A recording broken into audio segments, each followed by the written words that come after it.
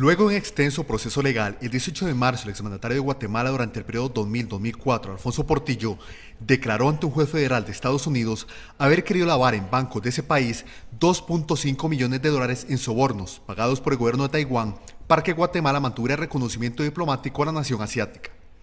El 22 de mayo, un tribunal de Nueva York condenó al expresidente Portillo a 5 años de prisión por el delito de conspiración para cometer lavado de dinero. Sin embargo, al estar detenido desde enero de 2010, solo deberá permanecer en prisión durante 1 año y medio, tras la sentencia dictada por el juez. Además de la condena, el exmandatario guatemalteco fue obligado a regresar $2.5 millones que trató de lavar en entidades bancarias de Estados Unidos. Se espera que regrese a Guatemala en el mes de abril de 2015.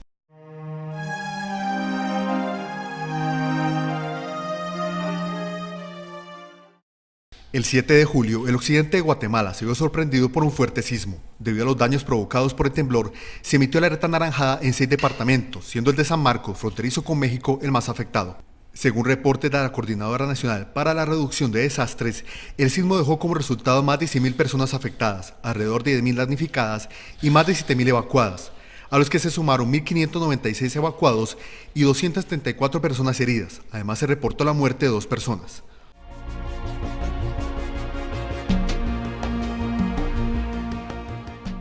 Y es que el 2014 se convirtió en un año donde las fuertes sequías se mezclaron con la inclemencia de la temporada lluviosa.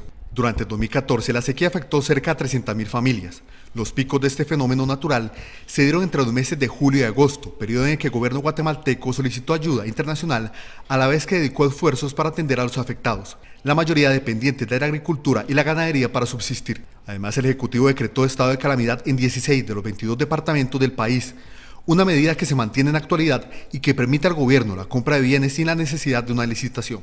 Según autoridades locales, las pérdidas por la sequía superan los $60 millones. Mientras unos guatemaltecos luchaban contra los efectos de la sequía, otros se enfrentaban a las consecuencias de la temporada lluviosa que inició en junio y finalizó en noviembre. Reportes de las autoridades locales revelaron que la temporada lluviosa en Guatemala dejó como resultado 29 muertos, 2 desaparecidos, 25 heridos, más de 655 personas afectadas por fenómenos y desastres como lluvias, inundaciones, derrumbes, entre otros, además de daños en más de 9.000 viviendas.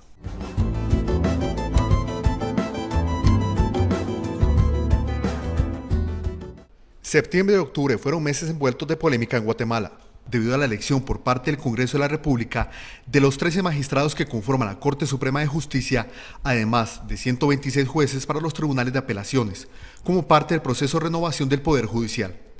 Diversos sectores criticaron la manera como se escogieron y designaron a los juristas que ocuparían esas magistraturas, cuestionando el proceso, debido a la falta de transparencia y la injerencia de sectores políticos y grupos de poder para elegir magistrados afines a sus intereses. La situación originó que organizaciones sociales interpusieran un recurso ante la Corte de Constitucionalidad solicitando la suspensión de los polémicos nombramientos, a lo que se sumó la renuncia de la jueza Claudia Escobar, reelegida para una magistratura de una Corte de Apelaciones.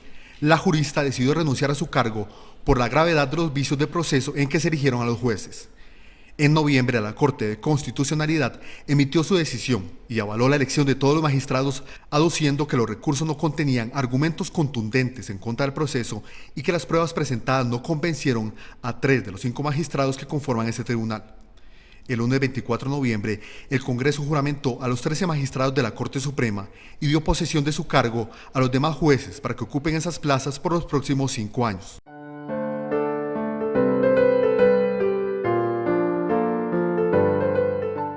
Sin embargo, la noticia del año en Guatemala estuvo relacionada con niños y su búsqueda de un mejor futuro. Nos referimos a la crisis de los menos migrantes centroamericanos no acompañados. Según cifras de autoridades estadounidenses, hasta el mes de agosto de 2014, más de 50.000 niños, niñas y adolescentes procedentes de Guatemala y sus hermanas naciones vecinas, El Salvador y Honduras, fueron detenidos tras cruzar de manera ilegal la frontera con México, lo que significó un aumento del 92% de los casos con respecto al año 2013. La crisis trascendió fronteras y tanto los gobiernos de México como Estados Unidos pusieron su atención sobre esa problemática, luego de los pedidos de ayuda por parte de los países del Triángulo Norte de Centroamérica. En el mes de junio, luego de la toma de posesión de Juan Carlos Varela como presidente de Panamá, los 3 mandatarios centroamericanos tuvieron el primer acercamiento con autoridades estadounidenses para discutir el tema de migración. En esa ocasión la reunión fue con el secretario de Estado, John Kerry. Una semana después, el mandatario Otto Pérez Molina recibió la visita oficial del secretario de Seguridad Nacional de Estados Unidos, Jeh Johnson.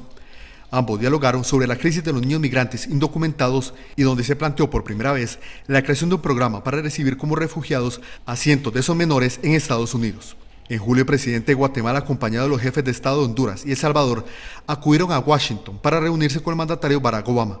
En esa reunión se discutieron estrategias para enfrentar la migración de menores centroamericanos hacia Estados Unidos.